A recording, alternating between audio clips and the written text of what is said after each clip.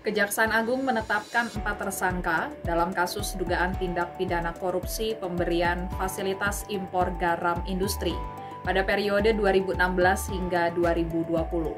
Keempat tersangka tersebut yang pertama Kasubdit Industri Kimia Hulu Kementerian Perindustrian, Yosi Arfianto, kemudian Direktur Industri Kimia Hulu Kementerian Perindustrian, Fridi Juwono.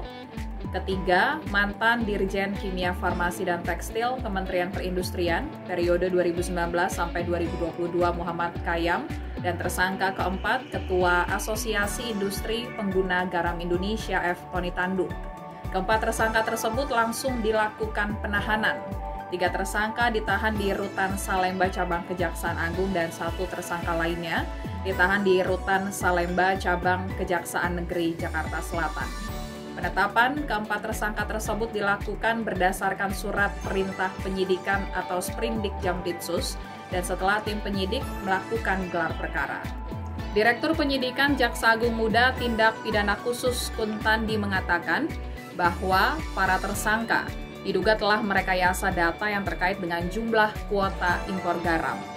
Jumlah kuota impor garam yang diduga direkayasa itu telah membuat kerugian negara. Namun pihak Kejaksaan Agung masih belum merinci terkait besaran kerugian negara tersebut. Dan ulah para tersangka telah membuat harga garam industri menjadi turun. Hal inilah yang membuat para petani dalam negeri menjadi menjerit.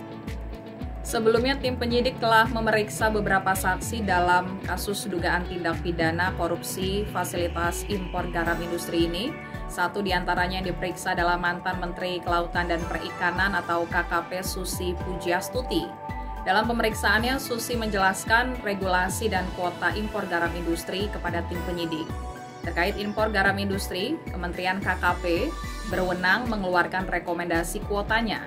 Dalam kasus ini, kuota yang direkomendasikan Kementerian KKP sebesar 1,8 juta ton. Sayangnya rekomendasi tersebut tidak diindahkan Kementerian Perindustrian yang berwenang dalam perizinan importasi garam industri. Kementerian Perindustrian justru menetapkan kuota 3,7 ton untuk impor garam industri. Akibatnya terjadi kelebihan suplai garam industri dan masuk ke pasar garam konsumsi. Tim penyidik menemukan penentuan kuota impor tersebut tidak memperhatikan kebutuhan real garam industri nasional. Terima kasih sudah nonton. Jangan lupa like, subscribe, dan share ya.